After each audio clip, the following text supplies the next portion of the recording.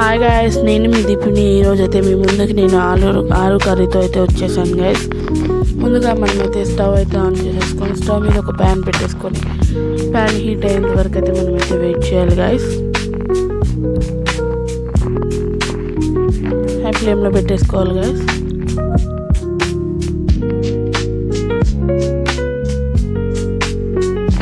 చూస్తున్నారు కదా, నేనైతే స్టవ్ వెలిగించేసుకున్నాను. ప్యాన్ అయితే హీట్ అయింది, కుక్కర్ అయితే హీట్ అయింది. సో నేనైతే 3 టేబుల్ స్పూన్స్ వరకు అయితే ఆయిల్ అయితే తీసేసుకుంటున్నాను గైస్.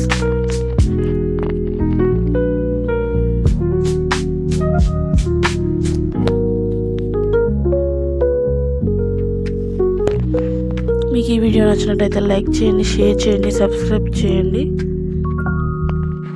చూస్తున్నారు కదా, ఆయిల్ హీట్ అయ్యేంత వరకు అయితే మనమైతే వెయిట్ చేసేసేయాలి.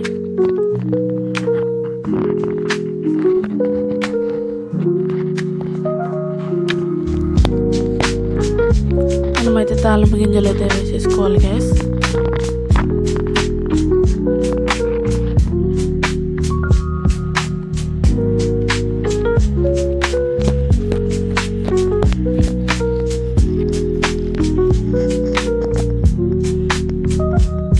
తాలింపు గింజలు అయితే చిట్టుపట్ట అనేంత వరకు అయితే మనమైతే వెయిట్ చేయాలి.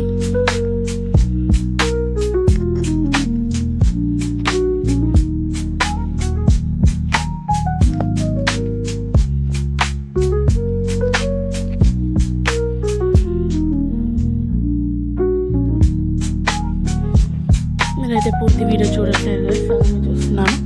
పూర్తి వీడియో అయితే చూడండి.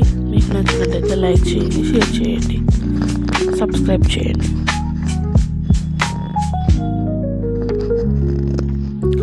తాలింపు గింజలు అయితే చిట్టుపట్టలాడుతున్నాయి, చూస్తున్నారు కదా.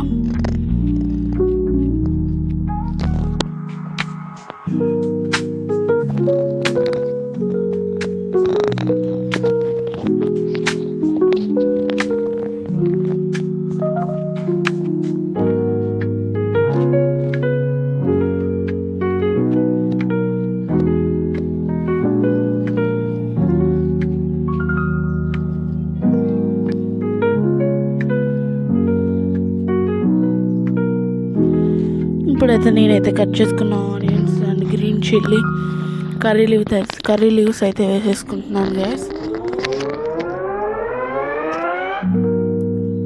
వేసేసుకొని మొత్తం కలిసేలాగా అయితే కలుపుకుంటున్నాను.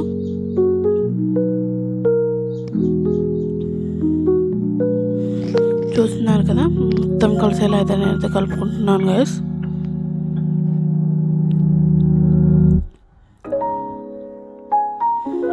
ఆనియన్స్ మగ్గేంత వరకు అయితే మనమైతే వెయిట్ చేయాలి గాయస్.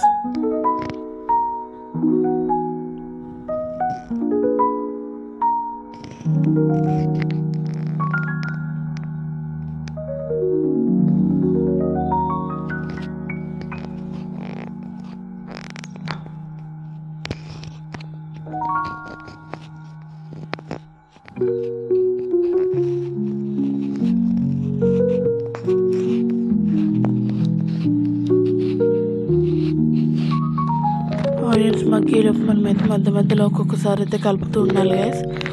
ఎందుకంటే ఒకవైపే వేగకుండా మొత్తం వైపు వేగుతుంది కాబట్టి.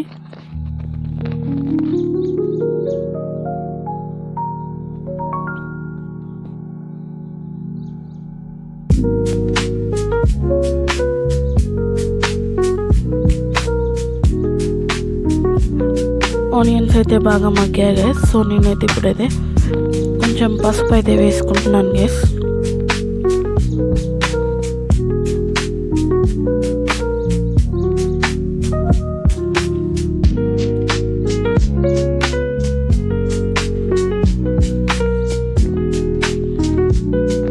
చూస్తున్నారు కదా గైస్, నేనైతే మొత్తం కలిసేలా అయితే కలుపుకుంటున్నాను.